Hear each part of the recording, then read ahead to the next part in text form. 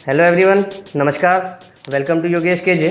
मैं आप सभी को अपने चैनल पर स्वागत करता हूं। आज हम लोग संस्कृत ग्रामर का एक बहुत ही इम्पॉर्टेंट टॉपिक लकार पढ़ने वाले हैं। आज मैं आप लोगों को इस वीडियो में लकार के बारे में बताऊंगा। हमारा टॉपिक होगा लकार परिचय।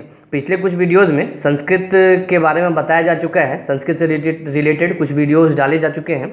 उन वीडियोस में मैंने आप लोगों को संस्कृत अनुवाद के बारे में बताया था, अनुवाद किस प्रकार किया जाए। हालांकि वे बहुत ही सामान्य प्रकार के अनुवाद थे, बहुत ही सामान्य वाक्यों का अनुवाद उसमें बताया गया। तो उससे कुछ कठिन अनुवाद भी आपकी परीक्षा में आते हैं, इसलिए उसे जानने के लिए हम लोग को लकार को पढ़ना बहुत ज़रूरी है। ठीक है, तो हम लोग इस टॉपिक को स्टार्ट करें। इससे पहले मैं चाहूँगा कि आप लोग हमारे चैनल को सब्सक्राइब कर दें। अगर आप हमारे चैनल पर नए हैं तो सबसे पहले हमारे चैनल को सब्सक्राइब कर दें, और सब्सक्राइब करने के बाद बेल आइकन को जरूर प्रेस कर दें। बेल आइकन को जरूर प्रेस कर दें और उसे ऑल पर सेट कर दें, ताकि आप लोगों को हमारे लेटेस्ट वीडियोस की नोटिफिकेशंस मिलती रहें और आप कोई भी वीडियो मिस ना करें। तो ये काम आप जरूर करें और अपने फ्रेंड्स के साथ इस चैनल को, हमारे वीडियोस को जरूर शेयर करें।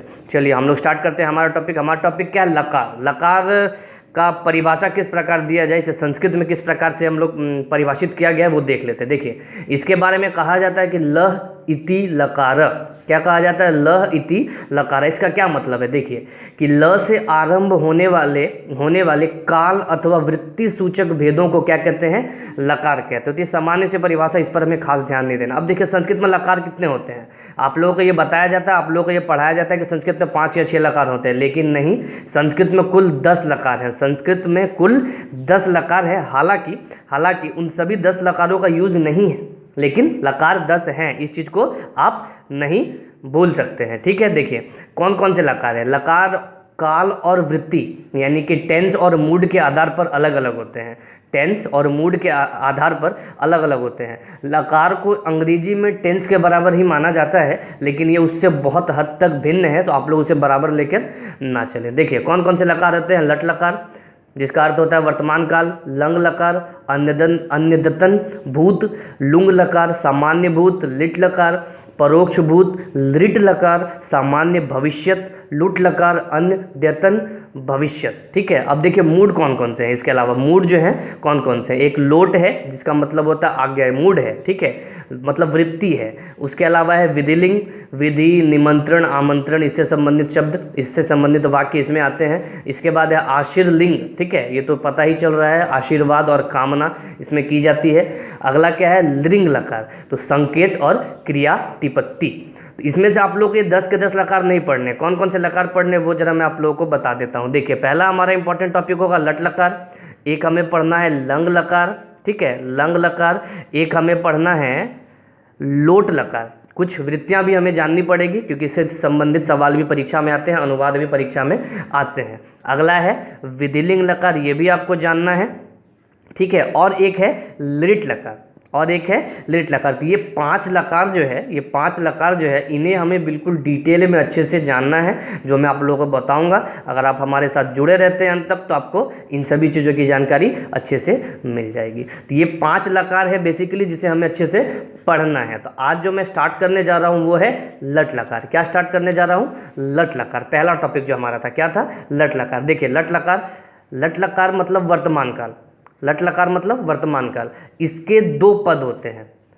संस्कृत में रूप रचना की दृष्टि से सभी धातुओं को 3 वर्गों में विभक्त किया गया। ध्यान दीजिएगा, संस्कृत में रूप रचना की दृष्टि से सभी धातुओं को 3 वर्गों में विभक्त किया गया। तो उसमें से 2 वर्ग जो है ज़्यादा प्रयोग में आते हैं। एक है परस्मैपदी और एक है आत्मनेपदी। तीसरा होता है उभयपदी, उसका भी कुछ प्रयोग है, लेकिन हम लोग इसे ज़्यादा प्रयोग में नहीं लाते, ज़्यादा व्यवहारिक वो नहीं है। देखिए, तो वर्तमान काल यानी कि लट लकार का परस्मैपदी रूप का जो सूत्र होता है, जो सूत्र ही कहेंगे हम लोग इसे। ठीक है, इसकी व्यवस्था को सूत्र ही कहेंगे हम लोग। जो सूत्र होता है वो क्या होता है, ये आप लोग जानते हैं, कक्षा 5 या 6 से इसके बारे में बता दिया जाता है, सभी बच्चे जानते हैं इसे। ती, त, अंति, सी, थ, आमी, मी, आमी। इसको ब्रैकेट में हम लोग इस तरह से लिख रहे हैं कि किसी का प्रयोग करेंगे, आव और आमा। ये एक सूत्र है, लट लकार का सबसे पहला सूत्र है। ठीक है, इस पर हम लोग अलग अलग धातु रूपों को प्रयोग करके इसका अनुवाद बनाएंगे। इसी प्रकार लट लकार का आत्मनेपदी भी होता है। आत्मनेपदी क्या होता है? देखिए आत्मनेपदी होता है ते, इते, अंते। ये ब्रैकेट वाला वर्ड भी यूज किया जाता है। से, इथे, द्वे, ई, आवहे या आमहे या वहे महे, सीधा आप इसे कह सकते हैं। तो ये भी प्रयोग किया जाता है। आत्मनेपदी का प्रयोग हम लोग कारक के सूत्र में करेंगे। जब हम लोग कारक के चिन्ह पढ़ेंगे वहाँ पर कुछ सूत्र आते हैं, वहाँ पर आत्मनेपदी की आवश्यकता होगी, तो वो मैं आपको वहीं बताऊँगा। फिलहाल हम लोगों को परस्मैपदी देखना है, लट लकार, ठीक है। अब देखिए परस्मैपदी और जो दूसरा टॉपिक था हमारा आत्मनेपदी, बहुत बार बच्चे इस चीज़ को समझते ही नहीं है, जानते ही नहीं है कि ये है क्या। सिर्फ लिख लिया जाता है और उसे रटने के लिए कह दिया जाता है, लेकिन नहीं, आप लोगों को जानना भी जरूरी है कि परस्मय पद होता क्या है। देखिए इसकी परिभाषा में इसको समझाने का प्रयास आप लोगों को कर रहा हूँ। देखिए यह चतुर्थी विभक्ति का पद है। परस्मय पद जो है ये चतुर्थी विभक्ति का पद है, जिसका अर्थ होता है दूसरे के लिए। जिसका क्या अर्थ होता है? दूसरे के लिए।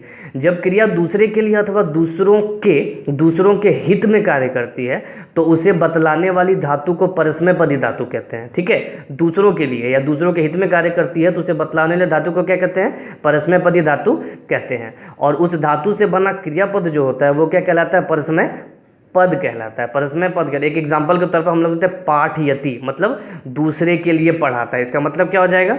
दूसरे के लिए पढ़ाता है। तो परस्मैपदी में हम लोग तीत अंति का प्रयोग करेंगे और आत्मनेपदी में हम लोग ते इते अंत्य का प्रयोग करेंगे। दूसरा टॉपिक हमारा क्या था? आत्मनेपदी। आत्मनेपदी क्या होता है वो भी देख लीजिए आप लोग। देखिए आत्मनेपद क्या होता है। यह आत्मन शब्द की चतुर्थी विभक्ति के आत्मन शब्द की चतुर्थी विभक्ति के एक वचन से निर्मित समस्त पद है, ठीक है, जिसका अर्थ स्वयं के लिए होता है। परस्मैपदी का दूसरे के लिए और आत्मनेपदी का स्वयं के लिए, ठीक है। स्वयं के लिए प्रयुक्त होने वाला पद होता है, अर्थात जब क्रिया का फल किसी अन्य को ना मिलकर स्वयं कर्ता को मिलता है, किसी अन्य को ना मिलकर स्वयं कर्ता को मिलता है, तो ऐसा बोध कराने वाली धातु आत्मनेपदी धातु कहलाती है, ठीक है। आत्मनेपदी धातु कहलाती है और उससे बने क्रियापद जो है वो क्या कहलाते हैं? आत्मनेपद कहलाते हैं। जैसे एक एग्जांपल के तौर पर हम लोग लेते हैं पचते, पहला पद है ये, ठीक है, एक वचन का रूप है ये पचते। इसका मतलब होता है अपने लिए पकाना। पचते का मतलब क्या हो जाएगा? अपने लिए पकाता है। तो ये परस्मैपदी और आत्मनेपदी का भेद तो मैंने आपको बता दिया, लेकिन इस पर ज़्यादा आपको अपना ध्यान नहीं केंद्रित करना है। क्यों नहीं करना है? देखिए नोट पर आप लोग ध्यान दीजिएगा। नोट क्या है कि ये एक अंतर सैद्धांतिक है, ऐसा नहीं कि एग्जिस्ट नहीं करता है, इसका कोई अस्तित्व नहीं है, अंतर है, परंतु इसका व्यवहारिक उपयोग जो है कम है। इसका उपयोग कम किया जाता है, इसका भेद, इन दोनों भेदों का प्रयोग कम किया जाता है। यानी कि आजकल के जो संस्कृत ग्रामेरियन हैं वो इस पर ज़्यादा ध्यान नहीं देते हैं। अब पुस्तकों में भी प्राय इसका बहुत कम पालन किया जाता है, ठीक है। जो आजकल के कुछ रचनाकार हैं वो भी इन दोनों पदों का बिना किसी भेद के ही प्रयोग करते हुए नजर आते हैं। इसका जो प्रयोग है भेद के साथ, इस दृष्टि से कादम्बरी और 10 कुमार चरित नाम के पुस्तकों में बहुत अच्छे तरीके से किया गया, लेकिन आजकल जो है इसका उतना ध्यान देना आवश्यक नहीं है। तो लेकिन फिर भी आप लोग को जानना जरूरी था, इसलिए मैंने आप लोगों को बता दिया। देखिए हमारा टॉपिक क्या था? लट लकार। तो ये तो मैंने पद के बारे में आपको बता दिया। अब लट लकार का हम लोग प्रयोग किस प्रकार करेंगे? लट लकार का प्रयोग हम लोग किस प्रकार करेंगे? आज मैं आपको सिर्फ एक एग्जाम्पल दे रहा हूँ। अगले वीडियो में मैं आपको कुछ धातु रूप और उसके साथ ही उसका प्रयोग किस प्रकार से धातु के तौर पर किया जाए, अनुवाद में किस प्रकार से उसका प्रयोग किया जाए, वो मैं आपको अगले वीडियो में बताऊंगा। इस वीडियो में सिर्फ एक एग्जांपल आपको दिया जा रहा है, वो आप लोग नोट कीजिएगा, ठीक है। देखिए एक धातु है पट। पट का मतलब क्या होता है? पढ़ना। पट का मतलब क्या होता है? पढ़ना। इसका परस्मय पद जो है वो हम लोग प्रयोग करके यहाँ पर देख रहे हैं। सबसे पहले मैं आपको सूत्र एक बार फिर से रिवीजन करा देता हूँ। सूत्र क्या था उसे देखिएगा आप लोग। देखिए सूत्र क्या था? तीता अंति, सीथा था, आमी आव आम। इसी सूत्र का लट लकार का परस्मय पद का सूत्र है ये। इसे हम लोग प्रयोग करके अभी पट धातु को बनाएंगे, पट धातु का सारा रूप लिखेंगे, ठीक है। देखिए पहला क्या था? पट थी, उसे तो मैंने जोड़ दिया। और एक बात ध्यान देना है आपको, ठीक है। मूल धातु में हमेशा हलंत रहता है, मूल धातु हलंत के साथ लिखते हैं, लेकिन जब हम लोग उसका प्रयोग करेंगे धातु के तौर पर, तब उस हलंत का आपको यूज नहीं करना, उस हलंत को आपको लिखना नहीं है, ठीक है। तो यहाँ पर क्या हो जाएगा? पहला क्या था? पठती। दूसरा क्या हो जाएगा? पठतः। दूसरा क्या हो जाएगा? पठतः। इसी प्रकार तीसरा क्या हो जाएगा? पठंती। अंति था वहाँ पर। अगला क्या है हमारा? सी। तो यहाँ पर क्या हो जाएगा? पठ सी। इसके बाद क्या था? थ। तो पठ में आप जब थ को ऐड करेंगे तो वह क्या कहलाएगा? पठथ, ठीक है। अगला क्या है? पठत। अगला क्या है? पठत। उसके बाद क्या था? आमी। उत्तम पुरुष एक वचन रूप क्या था? आमी। तो पठ में जब आमी को ऐड करेंगे तो क्या बन जाएगा? पठामी। उसी प्रकार अगला वर्ड क्या हो जाएगा? पठावह। और उसी प्रकार अंतिम क्या हो जाएगा, पठाम। ठीक है, यहाँ पर सिर्फ मैंने आपको इसका परिचय दिया है, यहाँ पर सिर्फ आपको परिचय दिया गया है। अगला जो वीडियो होने वाला है उस वीडियो में आपको सभी धातु रूपों के साथ उसका प्रयोग किस प्रकार करना है वो भी बताया जाएगा, और साथ ही साथ उसका अनुवाद भी हम लोग अगले वीडियो में देखने वाले हैं। लट लकार का जो अनुवाद है वो अगले वीडियो में हम लोग देखने वाले हैं। उससे संबंधित जितने भी अनुवाद आपके परीक्षा में आएंगे आप उसे बहुत ही आसानी से कुछ ही मिनटों में बना लेंगे। ठीक है, तो अगले वीडियो का आप लोग वेट कीजिए।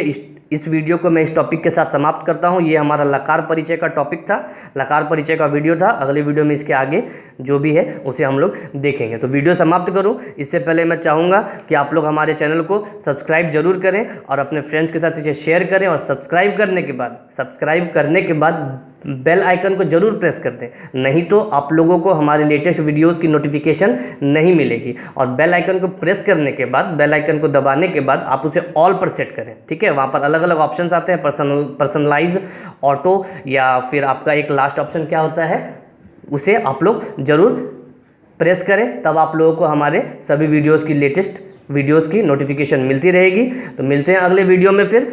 धन्यवाद।